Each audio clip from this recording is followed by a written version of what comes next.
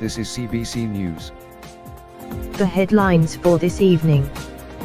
The Committee of Three has allegedly fled Magrisk. Their whereabouts remain unknown according to the Welling State Department. Tensions between soldiers in the parliament have reduced. Soldiers have been seen pulling back from their positions outside the embassy. President Makary makes his first public appearance since the coup started 2 days ago. The Atianian Commission convenes. Atianian leaders will discuss the actions to take regarding the conclusion of the coup in Kovra. More on that later. This is the CBC Evening News with Michael Howell and Bella Montimo. The three men that tried to oust the Kovran president has allegedly fled Magrisk. Reports about their current whereabouts are still unknown, as the Kovran state media and the Kovran government have not responded to our inquiries. We have Sarah Ferrer currently live in Magrisk. Hello Sarah. How is the situation there right now? Bella, the situation here in Magrisk has calmed down since a few hours ago. We are currently live on the embassy grounds, as the security here in the embassy forbade us from stepping outside still due to safety concerns. As for the Committee of Three, Kovran state media has reported that they remain at large. And President Makary has put a bounty on the three main plotters. They are Defense Minister Titus Severin, Interior Minister Katalin Yakov, Kovran Intelligence and Security Service Director Yayopok Varlam. Checkpoints are established all over here in Magrisk, as President Makary and his government tries to calm down unrest here in the capital.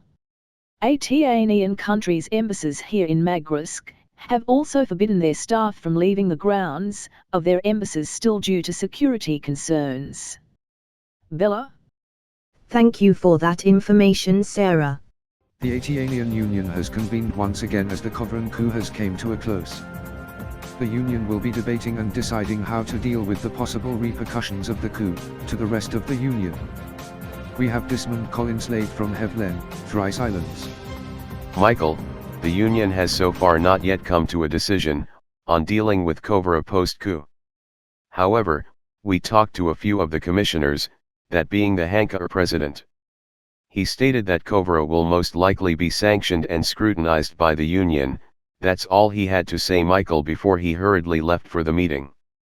The Union so far has been taking a cautious yet watchful approach since the start of the Kovran coup. With Union Navy vessels and aircraft patrolling near the Kovran waters, to make sure that no offensive action was being taken by the Kovran armed forces.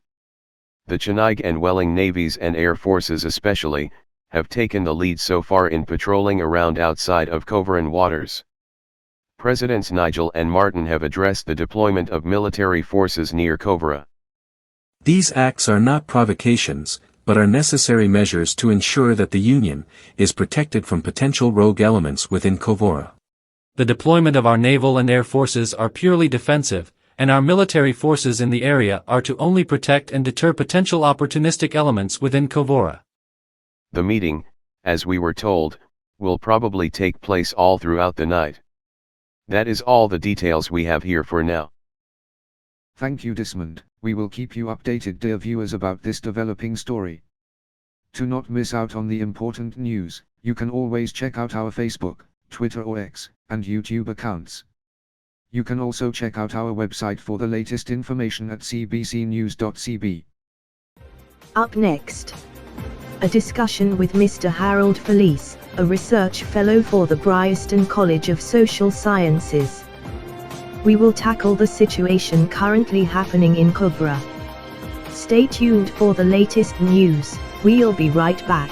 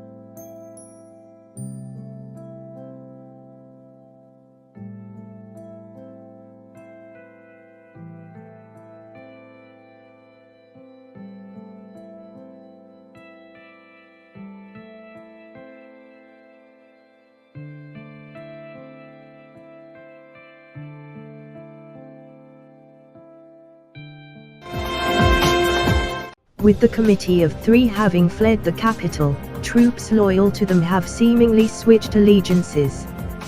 With the soldiers previously shouting at those who sided with the president, now returning to their barracks. President Makary has also made his first public appearance since the start of the Kuvrin coup. We have Mr. Harold Felix, a research fellow from the Bryanston College of Social Sciences. With the recent withdrawal of troops loyal to the committee, and the resurfacing of Mr. Makary, what do you think will be of the people that participated on the side of the committee? Soldiers, high-ranking military and government people. Given that the Kovarin intelligence services and secret police have taken part with the committee, the reprisals on those who participated against President Makary will not be equal. However, since most of the intelligence agents went on board with the coup, military intelligence will most likely be the ones hunting for the principal instigators besides the 3 members of the committee, the officers and high-ranking members that participated, along with the coup. Interesting. So the administration of Mr. Makary might have a harder time finding the committee then? Possible, yes. The current government might have a harder time tracking the committee and those responsible, as those finding them are not as experienced compared to those who they are hunting. The military intelligence hunting down Kovarin intelligence and secret police, it will be a David and Goliath story, but for espionage. I see. Moving on to another question, sir. A lot of people are asking what is the main cause of the coup and what was going through the minds of the Committee of Three when they started. What do you think is the cause for the coup and what has driven the 3 members of the committee to start it? Well, as we don't know a whole lot about the details of the coup, we still cannot make a definitive conclusion on why it was started. But theories have surfaced, and the one I believe to be likely is that the 3 men were sensing that the Makary administration was weakening. They want to take advantage of his weak position in government, and hopefully take the power away from their boss. Last question, sir. What do you think will happen for Kovra in the near future? I think Kovra has the possibility of undergoing civil strife. With most of the secret police and intelligence agents now on the run or underground, the Kovarin people might start to fight back against their oppressive government. Just like the Soviet citizens and citizens of the Eastern Bloc, the wall is starting to come down. But in Kovra's case, the wall is being torn down rather faster than the people can absorb the outside world. It will be a shock therapy for the Kovarin people, and if the Union and Kovarin government does not handle the situation correctly, the problem could spiral into a crisis real fast. All right, thank you again, Mr. Felix, for your insights regarding the current situation in Kovra.